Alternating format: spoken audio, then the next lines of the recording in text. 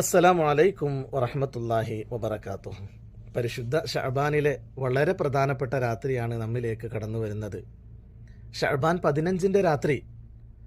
ബറാഅത്തിൻ്റെ ദിവസം നോമ്പ് അനുഷ്ഠിക്കണോ വേണ്ടോ എന്ന വിഷയത്തിൽ പല ആളുകളും അഭിപ്രായ വ്യത്യാസം രേഖപ്പെടുത്തിയിട്ടുണ്ടെങ്കിലും ഷഅബാൻ 15 രാത്രി വളരെ പുണ്യമേറിയതാണ് എന്ന വിഷയത്തിൽ പുത്തൻ വാദികളായ ആളുകൾക്ക് പോലും അഭിപ്രായ വ്യത്യാസമില്ല.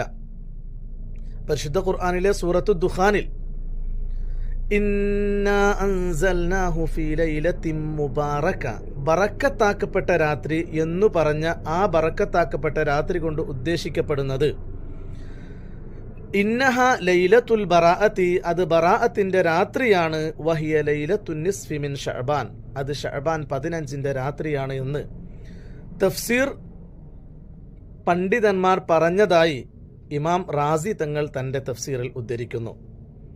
അതുപോലെ തന്നെ ഫീഹ യുഫ്രഖു കുല്ലു അംരിൻ ഹക്കീം, ആ രാത്രിയിലാണ് ഒരു മനുഷ്യൻ്റെ ഒരു വർഷത്തേക്കുള്ള ഭക്ഷണവും മറ്റുമൊക്കെ കണക്കാക്കപ്പെടുന്നത്, കാര്യങ്ങൾ തീരുമാനിക്കപ്പെടുന്നത് എന്ന വിശദീകരണം കശാഫ് നൽകുന്നുണ്ട്.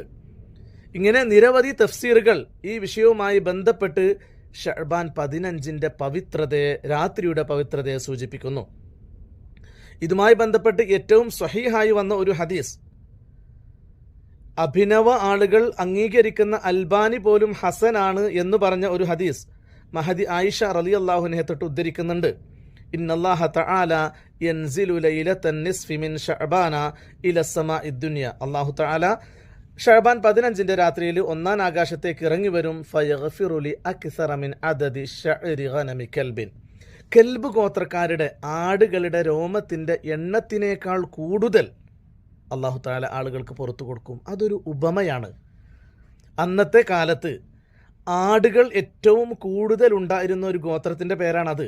അപ്പം ആ പേരിൽ അത്രയധികം ആടുകളുള്ള, അതിൻ്റെ രോമത്തിനേക്കാൾ കൂടുതൽ പുറത്തു കൊടുക്കുമെന്ന് പറഞ്ഞാൽ അത്രത്തോളം പാപങ്ങൾ പുറത്തു കൊടുക്കാൻ അല്ലാഹു തയ്യാറാണ് എന്ന് ആ സമുദായത്തിന് മനസ്സിലാക്കി കൊടുക്കാൻ കൊണ്ടുവന്ന ഒരു ഉപമ. പറഞ്ഞു വന്നത് ഷഅബാൻ 15 രാത്രിയുടെ ശ്രേഷ്ഠതയെക്കുറിച്ചാണ്. നാം എണ്ണിപ്പറഞ്ഞാൽ തീരാത്തത്ര ശ്രേഷ്ഠത നാം ഒക്കെ കേട്ടതാണല്ലോ. ഒരു ഹദീസ്, ഒരിക്കൽ പുണ്യ റസൂൽ സല്ലല്ലാഹു അലൈഹി വസല്ലമ തങ്ങൾ ആയിഷ ബീവി റളിയല്ലാഹു അൻഹയുടെ വീട്ടിൽ കിടന്നുറങ്ങിക്കൊണ്ടിരിക്കെ രാത്രിയിൽ കാണാതെയായെന്നും ആയിഷ റളിയല്ലാഹു അൻഹ പുണ്യ റസൂലിനെ അന്വേഷിച്ചപ്പോൾ അവസാനം ജന്നത്തുൽ ബഖീയിൽ വെച്ചുകൊണ്ട് അള്ളാഹുവിൻ്റെ ഹബീബ് സല്ലല്ലാഹു അലൈഹി വസല്ലമ തങ്ങളെ കണ്ടെത്തിയെന്നും അങ്ങനെ കണ്ടെത്തിയ സമയത്ത് ആയിഷ ബീവിയെ പുറകിൽ കണ്ട്